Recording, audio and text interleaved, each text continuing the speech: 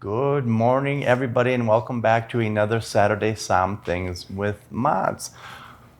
Guten Morgen, meine Damen und Herren, und willkommen. Today I have a very special guest. Her name is Christina Zaeske, and she works with the Wein-Bauer group. And today it's all about Austria, that cute little country that's nestled between Germany and Italy. You take the Brenner Pass from Garmisch through Austria, 10 minutes, you're in Italy. But today it's all about Christina, these wonderful wines, and Austria. So Christina, willkommen, welcome to the table. Vielen Dank. Freut mich hier zu sein.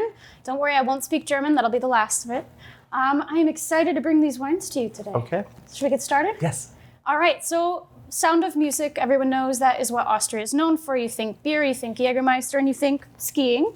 But Austria is actually one of the top producers of wine. In my personal professional opinion, in the world, they're producing about 0.9%, so very minuscule in the grand scheme of things, but producing some top quality whites and also some top quality reds. Yes. I think this is their most famous of the bunch. Tell us all about it. So we have in our first glass a Grüner Veltliner. This is coming from the village of Röschitz, or Raschitz, if you're going to speak it in English. Grüner Veltliner is the indigenous grape of the country. It has a long history there, and since World War II, it has exploded in production. It can be anything from a very easy drinking liter wine for your spritzers in the summer, all the way up to a 30-year age single vineyard wine from the Wachau Valley, high level, Smaragd level, but we won't get into that. Today, we're starting it nice and easy. I do want to bring the label up. So liter wines in Austria are very well known for being used for spritzers. And if you take a look at our bottle, we actually have a spritzer recipe on the back. So that is the perfect porch summer wine. And a little bit about the variety. This is a kind of wine that can go with anything to any moment. It's kind of its purpose.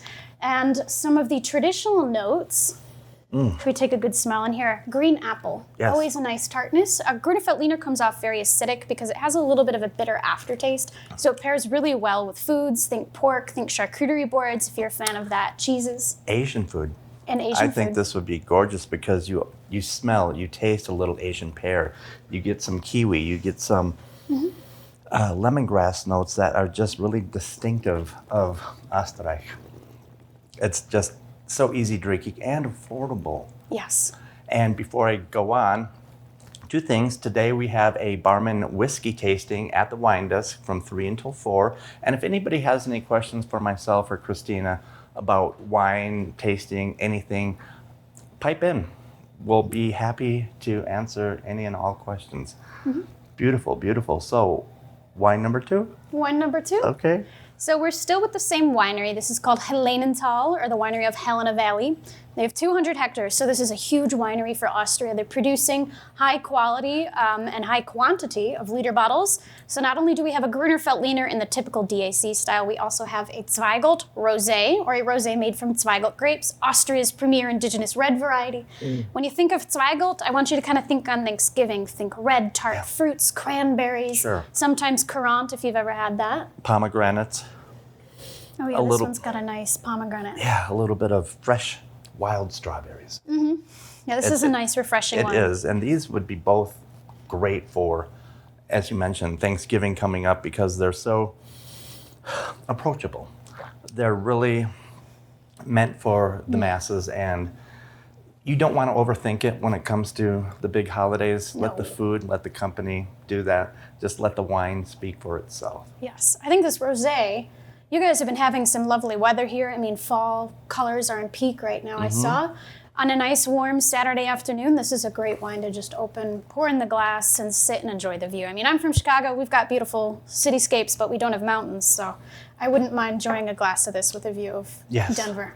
The beautiful mountains, and make it into a cocktail. Make it your own, because the possibilities are endless. And with these affordable Grüners and rosés, you can do anything. Yeah. Wine number 3. Wine number 3? Into the big reds. All right, so this is where it gets fun. So we're going to Weingut Esterházy. So this is coming from a noble family. It's actually a Hungarian name. So we are hearkening back to the time of the Austro-Hungarian Empire. For those of history nerds out there, gorgeous. Oh, it's a beautiful cuvee, isn't it? So this is coming from old vines. This is 2 vineyards in Burgenland, which is Austria's premier red wine region. The reason they're able to grow red wine in this eastern part of Austria, you would think it would be cold. You're thinking of the Bohemian masses up front, up in north. Actually, they're getting a lot of warm winds from Hungary. It's called the Pannonian climate, and it's rushing in. It's creating the perfect scene for sweet wines on the Neusiedlersee and high quality, in German you'd say finessenreich, or nuanced and finesse-heavy reds. But absolutely. But truth be told, this isn't sweet. It's dry. It's, if you look at the label, it's Gustav Klimt, which is Austria's premier artist. And during his golden age, if you would like to show our audience the beautiful wine bag, he came up with this beautiful painting called Der Kuss, the kiss. And it's world renowned, hanging in Vienna. Just a gorgeous, gorgeous style of painting. But not to take away from the wine, I'll let you explain to our audience how it tastes, how it's made.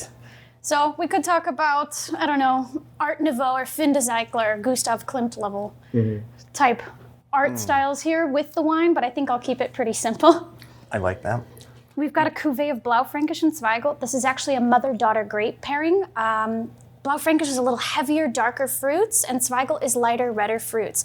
You actually do have a good portion of Zweigelt in here because of the lighter color. Yes. So think more a bag of mixed berries. You got a little bit of blueberry, raspberry, blackberry in there with a nice ripeness. A little choke cherry, a little cranberry, a little bit of cranapple. Yeah, cranapple, exactly. Because this was a Zweigelt, and this mixed with that equals this.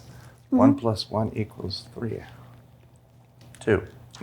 Oh, yeah, and that is a nice tartness Isn't today, it too. beautiful? And it's all these wines are dry, by the way, too. Nothing coming out of Austria is going to have any sort of tradition of semi-sweet or off-sweet. It's coming up nowadays, but especially on the reds, they're going to be dry. Bone dry, or knochentrocken, as they say in German. I think one thing that's really important to highlight, though, about this winery is that they are the world's first B Corporation certified winery, which means they are at the forefront of being environmentally friendly. And we like that. We do. They're also one of the largest employers in Austria, 631 people. They make sure that culture is well taken care of in Burgenland. It's a great company, and they're making great wines, and this is only the start. Right. So that leaves us to the last wine today, Christina. Yes, a little bit of a Halloween label. Yes, the Butcher. Perfect, perfect. Take it away. I'll bring the label up so you guys can see. Don't be shocked or scared. Although it is a good label for a Halloween party. This is kind of a burger wine. This is great with any sort of burger. Nice red on the inside, some goat cheese, caramelized onions, good crunchy toasted bun. So It's big. It is. It's fruit forward. It's unctuous. It's still a little tannic. I know a couple of these are Very tannin light, yes. Yes. So Blaufränkisch is going to have a little bit more tannin overall in comparison to Zweigelt. It's where the Esterhazy is coming softer. Blaufränkisch is the mother grape of Zweigelt, and it's mixed with some grape you're never going to know the name of or need to know the name of.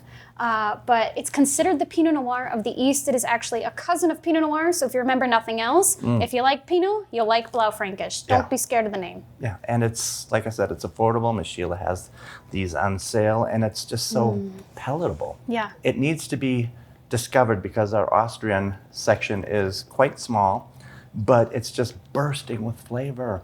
And we want you to come in and discover these gorgeous Austrian wines just for the fun of it. Yeah. Who knows, you might get hooked. Truth be told, this is the first time I'm tasting the last two, and I'm a fan. Well, I'll make you more of a fan of the Butcher, if I may. Okay. So this is a great story, this winery. So this was a father and son that began. It was originally started with the father.